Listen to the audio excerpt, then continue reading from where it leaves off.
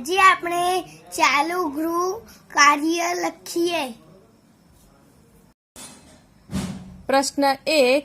નીચેની વસ્તુઓ માટે આપેલ ચોરસમાં ગોળ માટે ગોળ તથા લાંબા માટે તીરની નિશાની કરો. ચલો બેટા, ગોળ વસ્તુ હોય ત્યાં ગોળ કરો અને લાંબી વસ્તુ હોય ત્યાં તીરની નિશાની કરો. ચલો કરો તો. કેવી વસ્તુ છે? લાંબી છે ગોળ છે? લાંબી. હા. પછી ટાયર કેવું છે? ગોળ. હા તો કરો. હા. પછી ટેસ્ટર કેવું છે? લાંબુ. હા. પછી બટન? ગોળ. સરસ. પછી તીર કેવું છે? ત્રિકોણ. લાંબુ. હા સરસ. પછી ગોળ. ગોળ. પછી લાંબુ. સરસ. પછી લાડવો કેવો છે? ગોળ. ગોળ છે. સરસ. પછી નળી કેવી છે? લાંબી. હા કરો ચલો. સરસ. પછી કેવું છે? બટન છે. બટન જુઓ તો. ટાયર છે. ટાયર. રિંગ છે. ગોળ. હા. પછી ચાંદા મામા? ગોળ. હા. તલવાર? તલવાર કેવી છે? લાંબી. પછી રિંગ કેવી છે? ગોળ. ગોળ. અને દાદાની લાકડી? લાંબી. સરસ.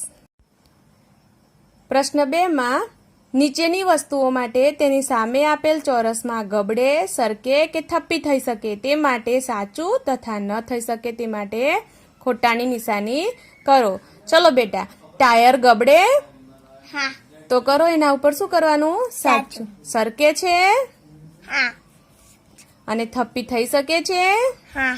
સરસ. હવે ઢોલક છે એ ગબડે છે? ના.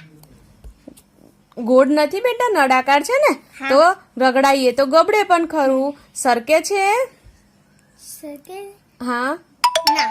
ઊભું મૂકીએ ને, ઊભું મૂકી દઈએ ને તો સરકે પણ ખરું. અને આ ઢોલકને સીધું મૂકી દઈએ તો એ સરકે પણ ખરું. હા. સરકે પણ શેકાયેલા સમય પર આમ ઊંધું પડી જાય. હા તો સાચું કરો. ચલો, સરકે પણ છે. અને થપ્પી થઈ શકે છે? હા. હા થપ્પી થઈ શકે. બરાબર. તો એમાં પણ સાચું. ચલો હવે બટન જુઓ તો બટન ગબડે છે? હા. હા. એને ઊભું રાખીને ગબડાઈએ ટાયરની જેમ તો ગબડે. બરાબર ને? હા. પછી સરકે છે? હા. અને થપ્પી થઈ શકે છે? હા. સરસ. ચલો, માટલું છે એ માટલું ગબડે છે? હા. હા કરો બેટા, કરો કરો. હા. ગોળાકાર હોય ને એટલે ગબડે. પછી સરકે છે? ઊંધું મૂકી દઈએ ને તો સરકે. બરાબર. ઊંધું મૂકી દઈએ, ઉપર સપાટી છે ને ગોળ માટલાની જો તો હા. અને એના ઉપર બીજું માટલું મૂકી શકાય છે ને? હા. થપ્પી થઈ શકે છે. એકના ઉપર બીજું માટલું મૂકી શકાય છે તો હા એનામાં પણ સાચું કરો. ચલો હવે આઈસ્ક્રીમનો કોન છે એ સાઈડમાંથી ગોળાકાર છે જુઓ, છે ને? તો એ ગબડે છે? હા. હા. નાનું કરો બેટા, નાનું અમથું તીર કરો. પછી સરકે છે? હા.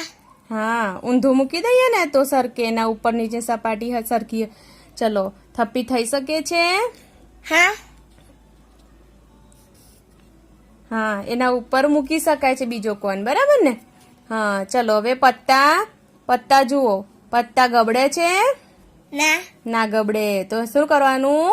ચોકડી કરવાની. સરકે છે? હા. હા તો સાચું કરો. અને થપ્પી થઈ શકે છે? એકના ઉપર એક પત્તું મુકાય છે? હા. હા તો ચલો સાચું કરો.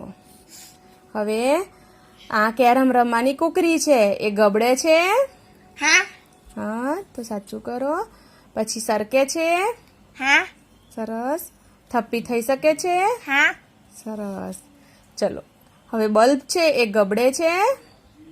હા. સરકે છે? હા. ના સરકે ને બેટા, એ તો બધી ના, એ તો ગબડતો જ જતો રહે. સરકે નહીં. બરાબર. ચોકડી. હા. અને એકની ઉપર એક મુકાય છે? ના મુકાય. સપાટી સરખી હોય તો જ એકની ઉપર એક મુકાય અથવા સરકે. બરાબર. ચલો હવે પેટી છે એ પેટી ગબડે કોઈ દિવસ?